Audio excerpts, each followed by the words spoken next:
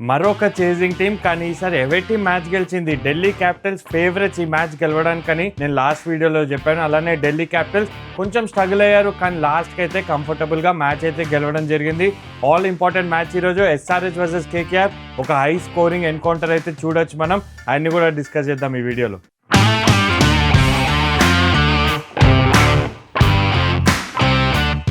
First నిన్నటి match గురించి వచ్చేద్దాం. ఫస్ట్ ఎల్ఎస్జీ బ్యాటింగ్ చేసింది. ఢిల్లీ క్యాపిటల్స్ చాలా క్రూషియల్ టాస్ గెలిచారు. ఎందుకంటే ట్రెండ్ ఎట్లా నడుస్తుందంటే బౌలింగ్ టీమ్సే గెలుస్తున్నాయి. దానికి ఒక రీజన్ ఏంటో నేను చెప్తాను. ఎందుకంటే ఐపీఎల్ స్టార్టింగ్లో అంటే ఇప్పుడు ఏప్రిల్ మేలో ఆర్ ఇప్పుడు ఏప్రిల్ 1 కాబట్టి నిన్న మార్చ్ ఎండ్ అండ్ ఏప్రిల్లో చూసుకుంటే వికెట్స్ ఫ్రెష్గా ఉంటాయి. ఇనీషియల్గా హెల్ప్ అనేది ఉంది ఫాస్ట్ బౌలర్స్కి. అండ్ ఇప్పుడే వానలు కూడా పడ్డాయి చాలా చోట్ల కంట్రీలో కాబట్టి, సో అక్కడ ఫాస్ట్ బౌలర్స్కి ఇనీషియల్గా హెల్ప్ ఉంది. And Delhi Capitals fast bowlers చాలా చక్కగా బౌలింగ్ వేశారు. ముఖేష్ మంచి స్టార్ట్ చేశాడు, ఇంగిడి మంచి స్టార్ట్ చేశాడు, అండ్ దాని తర్వాత నటరాజన్ కూడా బాగా వేశాడు. కాబట్టి సో ఓవరాల్గా ఢిల్లీ క్యాపిటల్స్ రెస్ట్రిక్ట్ అయితే చేయగలిగారు లక్నో సూపర్ జైంట్స్ని. చాలా జరిగినాయి మ్యాచ్లో, అన్ని కూడా డిస్కస్ చేద్దాం. ఫస్ట్ గేమ్ చేంజింగ్ మూమెంట్స్ ఏంటో మాట్లాడదాం.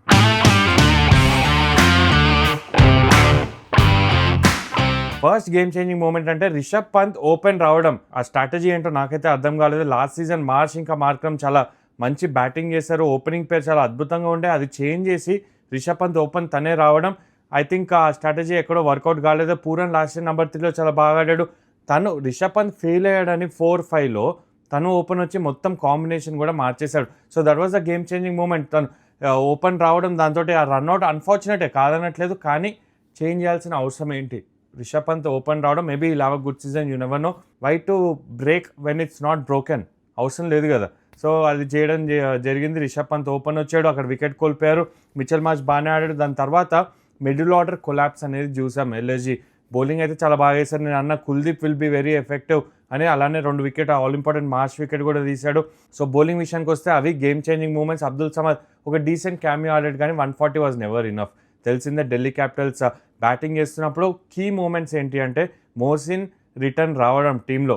ఇంకొకటి చెప్తాను నేను, టీమ్ కాంబినేషన్ ఏదైతే ఎల్ఎస్జీ పెట్టుకున్నారో అది అక్కడ నాకియాని ఆడిపించారు, but is not in form. Even world కప్లో చూసాం, దానికన్నా ముందు సిరీస్లో కూడా చూసాం, తను అంత ఫామ్లో లేడు. కానీ 4 ఫారినర్స్ వాళ్ళు ఆడిపిస్తే బ్రెట్స్కిని ఆడిపించాలి. తను టాప్ ఆర్డర్ బ్యాటర్, అందుకని వాళ్ళు స్ట్రగుల్ అవుతున్నారు ఫారెన్ ప్లేయర్స్ తోటి. టాప్ 3 అయితే ఉన్నారు అక్కడ బ్యాటింగ్లో, కానీ నాకియా bowling is a concern for LSG. కాకపోతే వాళ్ళు ఫాస్ట్ బౌలర్స్ చూసుకుంటే ఇంకా బెంచ్లో చాలామంది ఉన్నారు. ఆవేష్ ఉన్నాడు, మనకి మయాంక్ యాదవ్ ఉన్నాడు. సో ఇలాంటి ఫాస్ట్ బౌలర్స్ మీరు బెంచ్లో ఉన్నప్పుడు మేబీ నాకియాని కూర్చోబెట్టినా కూడా ఆశ్చర్యపోను నెక్స్ట్ మ్యాచెస్లో. సో డీసీ బ్యాటింగ్ వచ్చేసరికి కేఎల్ రాహుల్ ఓపెన్ వచ్చాడు. దాంతో ఫస్ట్ బాలే ఆ షాట్ ఆడడం. నార్మల్గా కేఎల్ రాహుల్ సమయం తీసుకుంటాడు, కానీ I think different strategy, different mind సెట్తో వచ్చినట్టున్నాడు ఈ సీజన్లో. ఫస్ట్ బాల్ అవుట్ అయ్యాడు. షమి మంచి పేస్ జనరేట్ చేశాడు. మోసిన్ ఖాన్ బాగానే వేశాడు. ఈవెన్ ప్రిన్స్ యాదవ్ కూడా చాలా బాగా వేశాడు, మెన్షన్ చేయాలి. మంచి స్వింగ్ అనేది లభించింది. నితీష్ రాణాని ఆడిపించారు హెడ్ ఆఫ్ అభిషేక్ పోరెల్, అది కూడా చూసాం. సో స్టార్టింగ్ వికెట్స్ పడినా కూడా Sameer Rizvi and Stubs partnership they saw Delhi Capitals through. So వాళ్ళైతే ఫస్ట్ విన్ సాధించారు. They look like a very good unit. Aqib Nabi ఆడతాడు అనుకున్నా, తనైతే ఆడలేదు. బట్ ఓవరాల్గా ఢిల్లీ క్యాపిటల్స్ దగ్గర బెంచ్ స్ట్రెంత్ కూడా ఉంది. అశుతోష్ శర్మ కూడా ఆడిపోలేదు. సో అది కీ మూమెంట్స్ మ్యాచ్లో అయితే జరిగినాయి. మరి హీరోస్ ఆఫ్ ద మ్యాచ్ ఎవరు?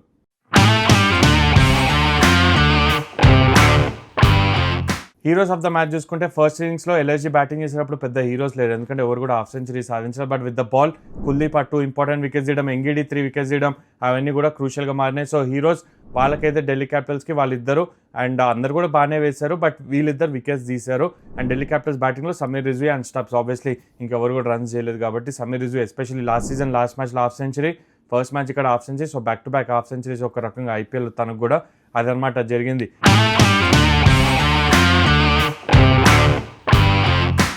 అండ్ క్వశ్చన్స్ చాలామంది అడిగారు, అవి కూడా తీసుకుంటాను నేను.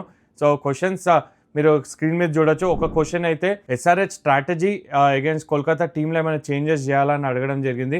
సో అక్కడ నన్ను అడిగితే లియం లివింగ్స్టన్ తీసుకొని రావాలి, ఒక ఫారెన్ ఫాస్ట్ బౌలర్ని కూర్చోబెట్టాలి. అది మలింగానా లేకపోతే డేవిడ్ పెయిన్, మలింగానా ఇద్దరిలో ఒకరు కూర్చోబెట్టి లివింగ్స్టన్ని తీసుకొని వస్తే బ్యాలెన్స్ కొంచెం బెటర్గా ఉంటుంది. అది చేయగలుగుతారో చూద్దాం SRH. So that is the only change I'll make. అది చేస్తే మన ఇండియన్ ఫాస్ట్ బౌలర్ ఆడాల్సి వస్తే మరి సలీల్ అరోరాని కూర్చోబెడతారా? సో ఆ కాంబినేషన్ అనేది సెట్ చేసుకోవాలి ఎస్ఆర్హెచ్. అండ్ జీటీ గురించి 2 క్వశ్చన్స్ వచ్చినాయి. శుభ్మన్ గిల్ కాకుండా జాస్ బట్లర్ క్యాప్టెన్సీ ఇవ్వాలా అని. I don't think so. 2022లో వరల్డ్ కప్ గెలిపించాడు జాస్ బట్లర్. బట్ శుభ్మన్ గిల్ని వాళ్ళ ఫ్యూచర్ లీడర్గా చూస్తున్నారు ఈవెన్ ఇండియన్ టీంలో. అండ్ శుభ్మన్ గిల్ అడిగి కూడా ఉంటాడు, ఎప్పుడైతే హార్దిక్ పాండ్యా వెళ్ళిపోయాడో అప్పుడు శుభ్మన్ గిల్ అదొక కండిషన్ పెట్టుంటాడు. With big players or good players వాళ్ళు డెఫినెట్లీ వాళ్ళు చెప్పినట్టు ఫ్రాంచైజీస్ ఒకసారి చేయాల్సి వస్తుంది. అది రిజల్ట్స్ ఇవ్వాలి. లాస్ట్ 2 సీజన్స్ అయితే లాస్ట్ ఇయర్ ప్లే ఆఫ్ దాకా తీసుకెళ్ళాడు కాబట్టి సో ఈ ఇయర్ కూడా క్వశ్చన్ ఉంటుంది కాబట్టి ఇప్పటికైతే చేంజ్ చేయరు. అండ్ ఇంకొక క్వశ్చన్ ఏంటంటే జేసన్ హోల్డర్ ఉండాలా రబాడా ప్లేస్లో అని. డెఫినెట్లీ జేసన్ హోల్డర్ని ఆడిపియాలి, ఎందుకంటే రబాడా అంత గొప్ప ఫామ్లో లేడు recently. And Jason holder with the bat and with the ball మంచి ఫామ్లో ఉన్నాడు కాబట్టి ఆ చేంజ్ అయితే చేసుకోవాలి. నిన్నటి మ్యాచ్ చూసేసాం, మరి ఈ రోజు మ్యాచ్ ప్రివ్యూ గురించి మాట్లాడదాం.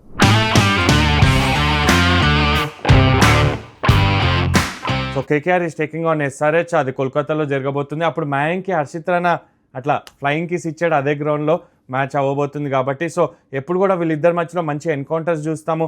అండ్ కోల్కతాలో ఏ పిచ్ మీద ఆడుతున్నారంటే సెమీఫైనల్ ఏదైతే న్యూజిలాండ్ ఇంకా సౌత్ ఆఫ్రికా మధ్యలో జరిగిందో ఆ పిచ్ మీద ఆడుతున్నారు కాబట్టి రెండు సైడ్లో బ్యాటింగ్ చాలా స్ట్రాంగ్ ఉంది. మన ఫస్ట్ మ్యాచ్లో చూసాం, కోల్కతా 220 కొట్టి ఓడిపోయారు, ఎస్ఆర్హెచ్ 201 కొట్టి 15.2 ఓవర్స్లోనే అది ఇచ్చేశారు. సో ఇద్దరు వీక్ బౌలింగ్ అటాక్స్తో వస్తారు, అందుకని ఈ match high scoring match expect చేయొచ్చు. అండ్ టాస్ క్రూషియల్ అవుతుందా అంటే కోల్కతాలో నార్మల్గా క్రూషియల్ అవుతుంది, but you score 250 maybe crucial కాకపోవచ్చు. అందుకని ఫస్ట్ బ్యాటింగ్ సెకండ్ బ్యాటింగ్ అంటే యూ నెవర్ నో, ఎందుకంటే రెండు కూడా బ్యాటింగ్ స్ట్రాంగ్ టీమ్స్ ఉన్నాయి. 250 పెడితే ఎప్పుడైనా స్కోర్ బోర్డ్ ప్రెషర్ ఉంటుంది కాబట్టి ఎస్ పంజాబ్ కింగ్స్ గతంలో చేజ్ చేశారు, ఇదే గ్రౌండ్లో 260 చేజ్ చేశారు, no doubt about it. But ఈసారి ప్రతిసారి జరగదు, మీకు తెలిసిందే. So I feel batting first second batting అంత ఫరక్ పడదు, ఎందుకంటే బౌలింగ్ రెండు సైడ్లో వీక్ ఉంది కాబట్టి, అది నా ఒపీనియన్. అండ్ కీ మ్యాచెస్ ఏంటి ఈ మ్యాచ్లో మాట్లాడదు.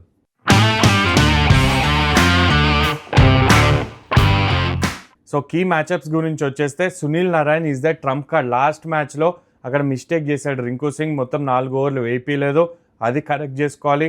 ఇంపార్టెంట్ ఓవర్స్ వేయాలి. ఈవెన్ పవర్ ప్లేలో 2 ఓవర్లు వేసినా ఐ వోంట్ బి సర్ప్రైజ్. అక్కడ ఆఫ్ స్పిన్ వేస్తాడు కాబట్టి Abhishek Sharma, Travis Head, Ishan Kishan top 3లో లెఫ్ట్ హ్యాండర్స్ ఉన్నారు, అందుకనే సునీల్ నారాయణ్ పవర్ ప్లేలోనే బౌలింగ్ వేయాలి. అండ్ వరుణ్ చక్రవర్తి ఫామ్ చాలా క్రూషియల్ ఉంటుంది. Varun Chakravarthy versus Klaasen, that is the contest I'm looking forward to. ఎప్పుడైతే కేకేఆర్ బౌలింగ్ వేస్తారో, మరి సన్ రైజర్స్ హైదరాబాద్ బౌలింగ్ వేస్తున్నప్పుడు వాళ్ళ బౌలర్స్లో ఎక్స్పెక్టెడ్ బౌలర్స్ ఎవరు లేరు. నేను ఇది కీ కాంటెస్ట్ గురించి చెప్పాలంటే so I don't know, SRH bowlers మీరే చెప్పండి, కీ కాంటెస్ట్ ఏముంటుంది కమెంట్స్లో చెప్పండి. But I feel it will be a high scoring game, అది అయితే నాకు gut feel. And playing 12s గురించి వచ్చేస్తే రెండు టీమ్స్ గురించి మాట్లాడదాం.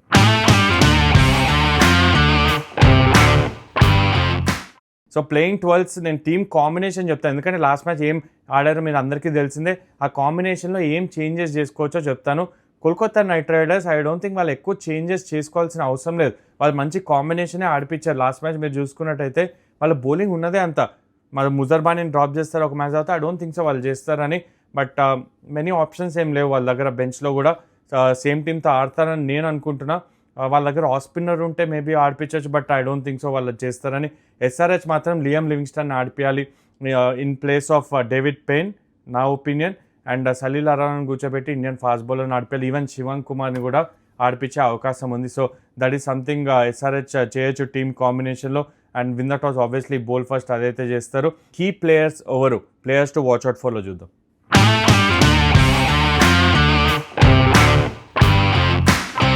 So players to watch out ఫర్లో బ్యాటర్స్ని తీసుకోవాలి, ఎందుకంటే అక్కడ బౌలింగ్ ఇద్దరు సైడ్లో కూడా వీక్ ఉంది కాబట్టి. సో కేకేఆర్ విషయంలో కీ ప్లేయర్ ఎవరు అవుతారంటే ఐ ఫీల్ క్యామరన్ గ్రీన్ ఎందుకో కీ ప్లేయర్ అవుతాడు ఈ మ్యాచ్లో అన్నట్టు నాకు అనిపిస్తుంది. ఆ నంబర్ 4లో వచ్చి ఎట్లయితే నంబర్ 3లో వస్తున్నాడు ఇన్ఫ్యాక్ట్, సో వచ్చి ఆ పెద్ద ఇన్నింగ్స్ ఆడే సత్తా తన దగ్గర ఉంది కాబట్టి. So I feel Cameron green KKR వైపు నుండి. అండ్ ఎస్ఆర్హెచ్ వైపు నుండి ఈ మ్యాచ్లో ఐ సమ్హౌ ఫీల్ మనకి గతంలో క్లాసెన్ చాలా మంచి నాక్ ఆడాడు, మీకు గుర్తున్నట్టయితే ఈడెన్ గార్డెన్స్లో. I feel Klaasen will be a key player for SRH, spin కూడా చాలా బాగా ఆడతాడు కాబట్టి. సో క్లాసెన్ అండ్ ఇటువైపు క్యామరన్ గ్రీన్, ఇద్దరు ఫారినర్స్, ఇద్దరు కూడా 20+ క్రోర్స్ వాళ్ళని ఎంచుకోవడం జరిగింది. అండ్ ఆ ప్రెడిక్షన్కి వచ్చేద్దాం.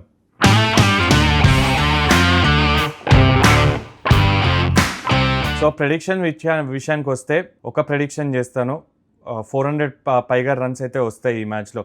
సో రెండు టీమ్స్ కూడా బ్యాటింగ్ ఏవి. So that is one prediction, 200+ each ఇన్నింగ్స్లో, అంటే 400+ రన్స్ ఇన్ ఆ మ్యాచ్ మనం చూస్తాము. అండ్ మ్యాచ్ ఎవరు గెలుస్తారు అంటే ఇద్దరు స్పిన్నర్స్ కేకేఆర్ దగ్గర ఉన్నారు, that is the strength. Bowling కొంచెం బెటర్ కేకేఆర్ దగ్గర ఉంది కాబట్టి అల్సే కేకేఆర్ ఈ మ్యాచ్ గెలుస్తుందని నాకు అనిపిస్తుంది. మీరు కమెంట్స్లో చెప్పండి. మీరు ఎవరు గెలుస్తారు అనుకుంటున్నారో, players to watch out for ఎవరు, మీ టీమ్ కాంబినేషన్ ఆయన కూడా కమెంట్స్లో చెప్పండి. Thank you for watching.